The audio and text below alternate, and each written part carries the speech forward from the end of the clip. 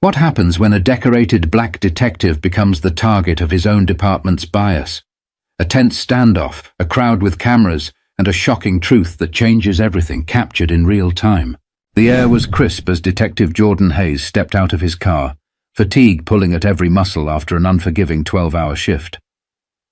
A small corner store sat at the edge of the block, glowing faintly under its flickering neon sign.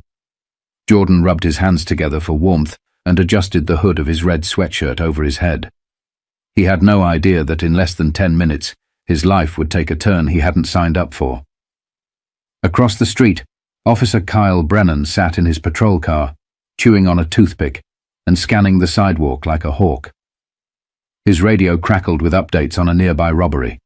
A suspect described vaguely as a black male wearing dark clothing. Brennan leaned forward when his eyes landed on Jordan. To Brennan, it all clicked in the worst way possible. A hoodie. A mask. Black. The cop's pulse quickened, a cocktail of adrenaline and bias rushing to his head. He didn't see a man heading home after a long day. He saw a suspect. Jordan stepped into the store, grabbing a bottle of water and a pack of gum, paying without much thought. He offered a polite nod to the cashier before heading back out. The chill in the night bit harder as he made his way down the block, but something about the street felt different now. A shadow in the distance, a car crawling just a bit too slow. The flash of red and blue lights froze the scene. "Stop right there! Hands where I can see them!" A voice barked, sharp and unwavering. Jordan's heart sank. He turned, seeing Officer Brennan step out of the patrol car, hand on his holstered weapon. The street seemed to shrink, and the sound of murmuring voices began to rise as people gathered, pulling out their phones. But what Brennan didn't know was that Jordan Hayes wasn't just any man in a hoodie. He was a cop too, and this confrontation was about to become a moment neither of them would forget. Jordan stood still, his hands slowly rising to eye level. He could feel the cool night air brushing against his skin, the distant chatter of onlookers starting to grow louder. His mind raced. Why was he being stopped? He hadn't done anything wrong. His badge was tucked inside his jacket, but he knew the protocol. A calm, respectful approach was key. Brennan's eyes never wavered from Jordan's face. He was quick to make assumptions, and those assumptions had been set into motion the moment he saw Jordan walking down the street.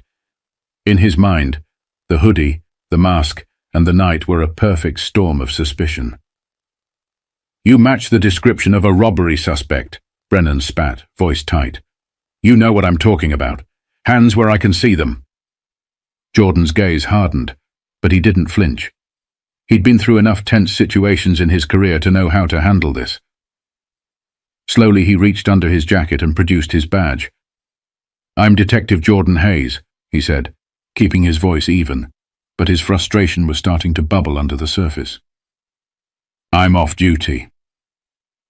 Brennan didn't even blink.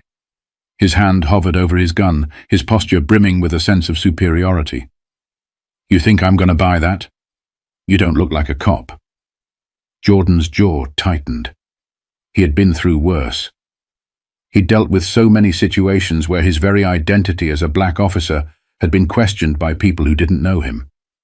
But this time, it was different. This time, he was being accused in his own neighborhood by someone who should have known better. "I'm telling you the truth," Jordan replied, a steady calmness in his voice. "I'm a cop." He lifted the badge again, his eyes locking with Brennan's, trying to get through to him. But Brennan wasn't listening. His suspicion had clouded his judgment, and he wasn't willing to back down. Jordan could see it in his eyes. This was about control. The small crowd of people that had gathered began murmuring. Phones were pointed their way, the scene slowly turning into a spectacle. They'd seen this before, police officers confronting people in their neighborhood, questioning authority without reason. Some of them knew Jordan, but none of them could be sure of how this would play out. But Brennan's refusal to listen was pushing things into dangerous territory, and Jordan's frustration was about to reach a boiling point. "On the ground now!" Brennan's voice echoed across the block, sharp and unrelenting. He pulled his gun, pointing it squarely at Jordan. The murmurs in the crowd turned into gasps.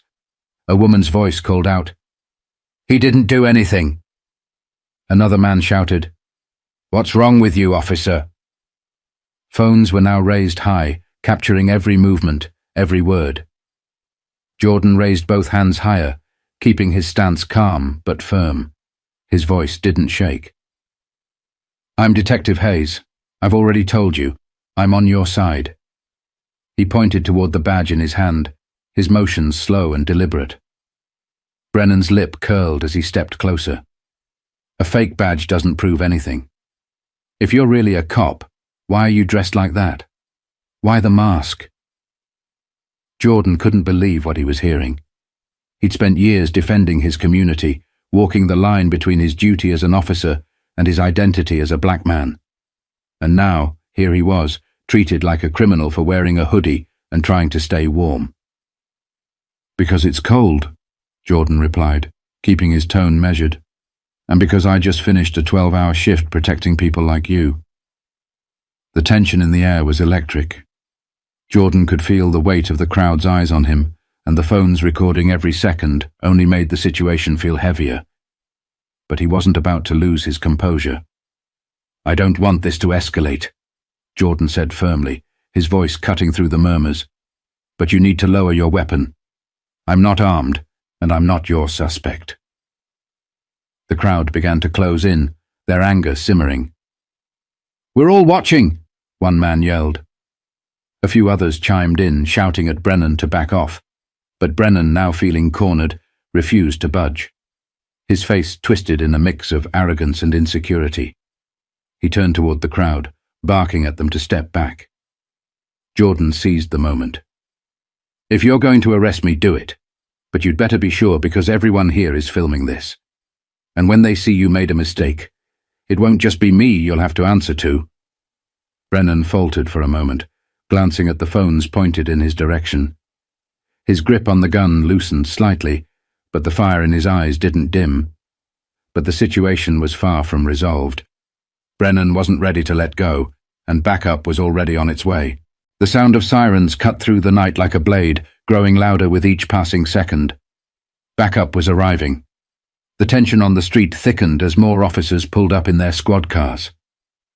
The crowd, emboldened by their numbers and their cameras, didn't back away. Instead, their voices grew louder, a collective demand for accountability. Jordan stood his ground, his arms still raised. His mind raced through the scenarios he'd seen unfold too many times, how these moments spiraled out of control when cooler heads didn't prevail. He took a deep breath, trying to stay composed. 3 officers emerged from the squad cars, their faces a mix of confusion and concern. They assessed the scene. Brennan, gun drawn, shouting. A man in a red hoodie, hands raised, calm but resolute, and a crowd that was visibly on edge. "What's going on here, Brennan?" one of the officers asked, stepping closer. "This man matches the description of a suspect from a robbery earlier tonight," Brennan snapped.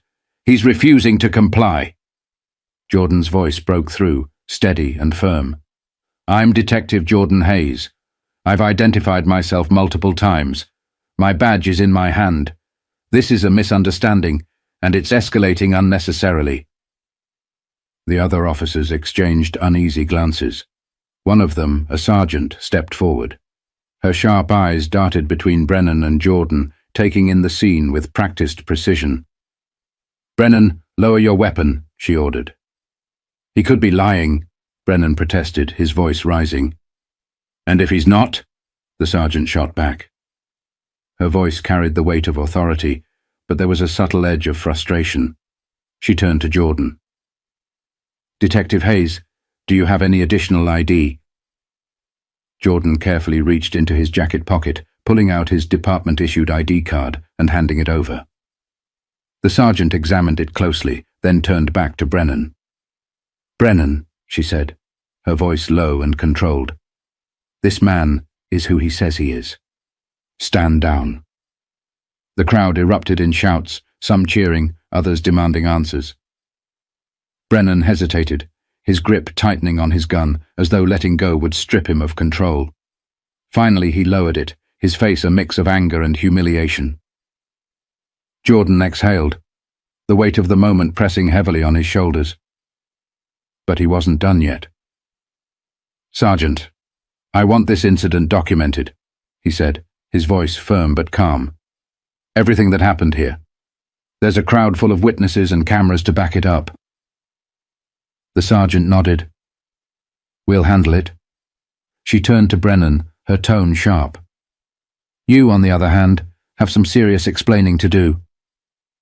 But while the immediate threat had passed, the impact of what just happened was only beginning to unfold. The sergeant stepped closer to Brennan, her voice dropping just enough to convey the gravity of the moment without letting the crowd hear. "You've crossed a line tonight," she said firmly. "This isn't just going to go away." Brennan, his face flushed with anger and embarrassment, barely managed to respond. His hands trembled as he holstered his weapon, the reality of what had just happened starting to sink in. Around him, the crowd grew louder, their voices now an undeniable force. "You thought you could get away with this," someone shouted. "Not today," another chimed in.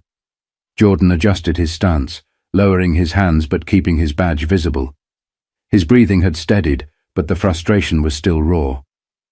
He met Brennan's gaze, holding it for a moment longer than necessary.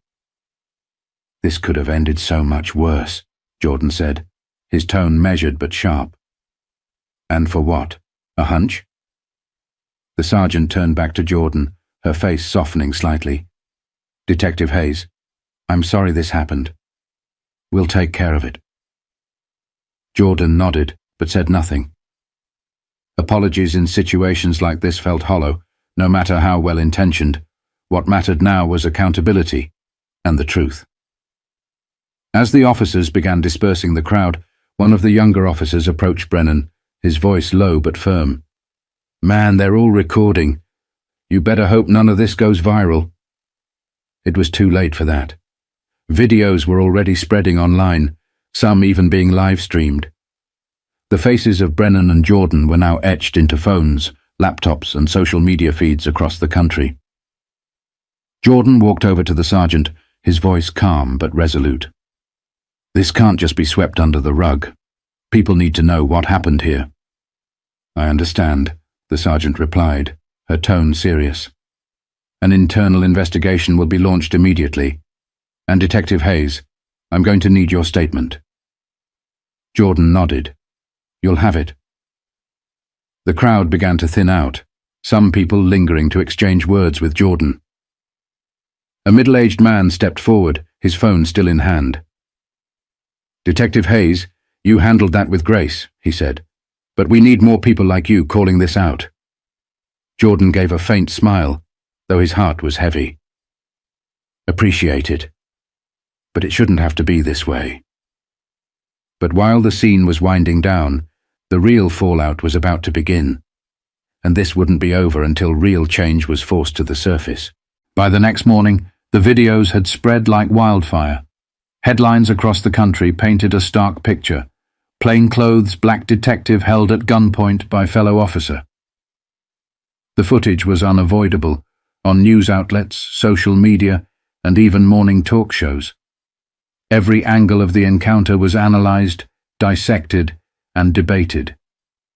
Jordan sat at his kitchen table, a cup of coffee untouched in front of him. His phone buzzed non-stop with messages from colleagues, friends, and strangers offering support. But for every message of solidarity, there was another comment online questioning his actions, his authority, even his humanity. He turned the TV off and leaned back, the weight of it all pressing down on him. He didn't ask for this spotlight, but now it was here, glaring and relentless. The department moved quickly to mitigate the damage.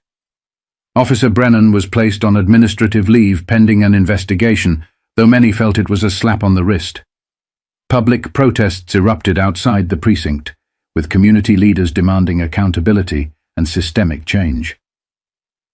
Jordan reluctantly agreed to an interview, sitting down with a local journalist who asked him what the experience had taught him. He paused for a moment before answering. "It taught me that the badge doesn't make you immune to prejudice. It taught me that even when you're part of the system can still turn on you." The interviewer nodded, her face solemn. "And what do you hope comes out of this?" Jordan leaned forward slightly, his voice firm. "Accountability. Not just for Brennan, but for every officer who lets bias cloud their judgment. We can't build trust with the community if we keep tearing it down in moments like this." The department held a press conference shortly after, with the chief of police promising a full review of the incident and an overhaul of bias training. But promises like these had been made before, and the public wasn't quick to forget. For Jordan, the days that followed were a mix of relief and frustration. While some people hailed him as a hero, others accused him of overreacting or playing the victim. He knew the truth wasn't about heroism or victimhood. It was about doing what was right, even when it was exhausting. One evening, Jordan visited a local community center where young kids and teens gathered. A boy, no older than 12, approached him. "Are you the guy from the video?" the boy asked. Jordan knelt down to meet his eyes. "Yeah, that's me." "Why didn't you get mad?" the boy asked, his voice filled with curiosity. Jordan smiled faintly. "Because getting mad wouldn't have helped. Sometimes staying calm is the strongest thing you can do." The boy nodded slowly, as though he was absorbing the lesson. But for Jordan, the real lesson was this. Change doesn't happen overnight, but every small moment of accountability pushes the needle just a little further. A week later, Jordan sat on a park bench, watching the sunset as the city buzzed faintly in the background. The incident with Brennan had left him drained, but it had also sparked something in him, a determination to use his voice for something greater. He thought back to the boy at the community center and the questions he'd asked. In that child's curiosity, Jordan saw the future, a generation that could grow up learning to do better, to treat others with respect and empathy, regardless of assumptions. He picked up his phone and started typing, crafting a post for the department's social media page. This isn't just about one moment or one mistake. It's about the choices we make every day, whether to act on fear or take a step back and think. I want to thank everyone who stood up, recorded what happened, and demanded accountability. Change starts with us, and we owe it to our communities to do better.